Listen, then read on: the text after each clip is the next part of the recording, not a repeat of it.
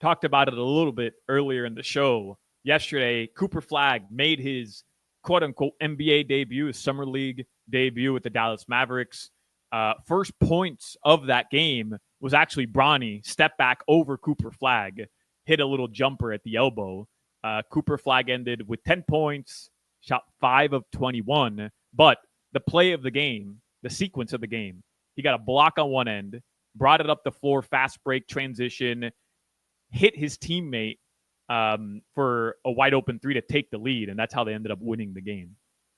Bronny's dad, LeBron, left the Miami Heat 11 years ago today. It was 11 years ago today that the SA and SI came out, and he left. We had connectivity problems with Solana in the first segment, so I don't think you got to share where you were when that news broke.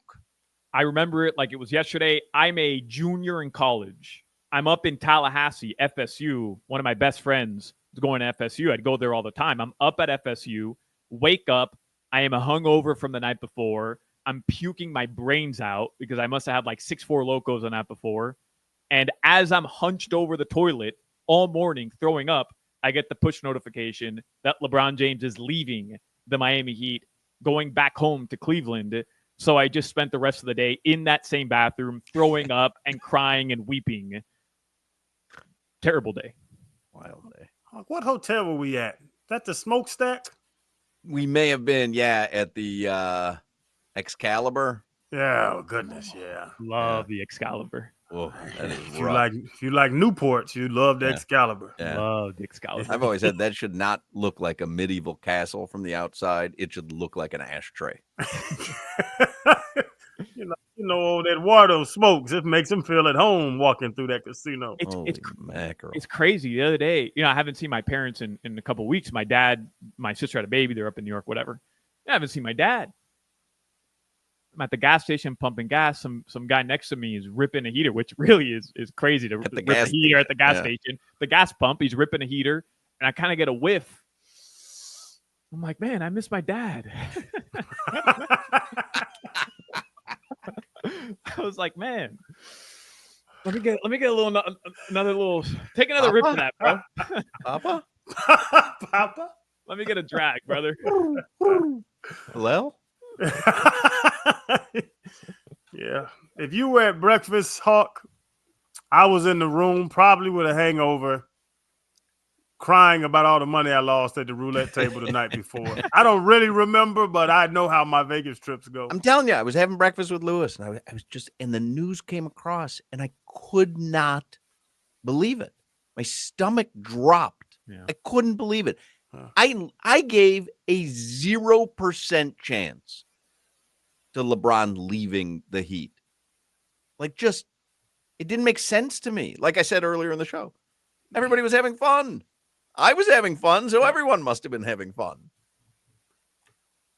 Was it the right decision?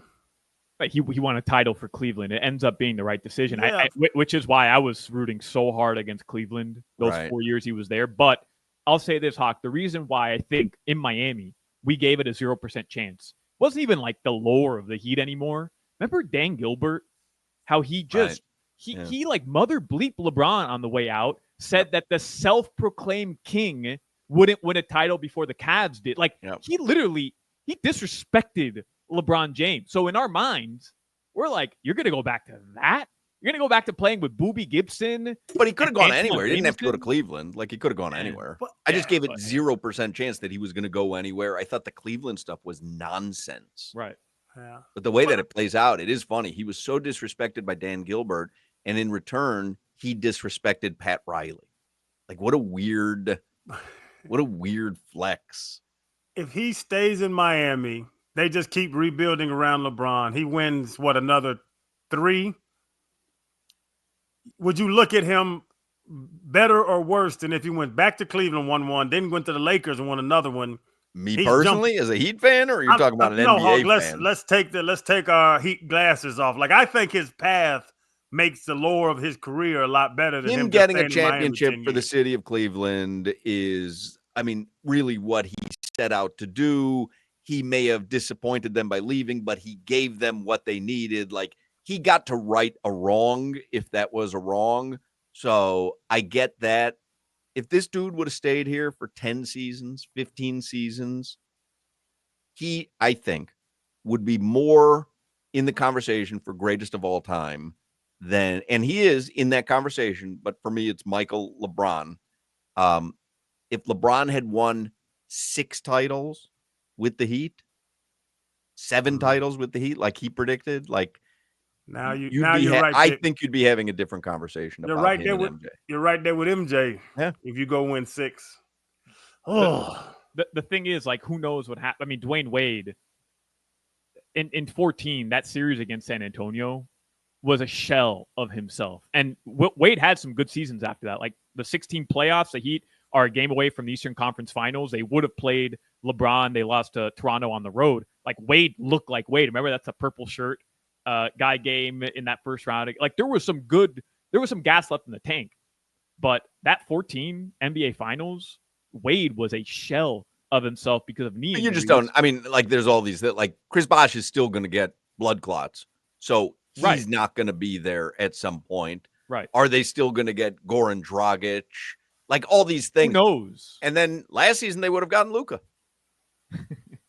Yeah, but then I know it's a crazy to extrapolate that out, but there's going to be guys that would have come to Miami and play with LeBron. It's still Pat Riley building the team. Yeah. You have the best player in the world and you have the best executive in the NBA together for 10, 12 years. It would have been special. I don't know the names on those teams, but they were going to be amazing teams. Yep.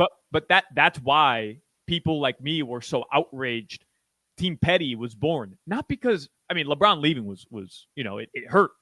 But he screwed the Heat that offseason. He could have, in my opinion, he knew he was leaving. In my opinion, he ended up with Shabazz Napier.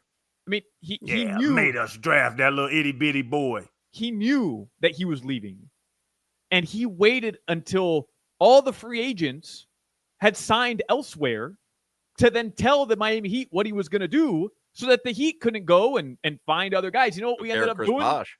He took care of Chris Bosh. Danny Granger was the Heat's big signing that offseason because there was nobody else left. Nobody else left. Bum. Bum.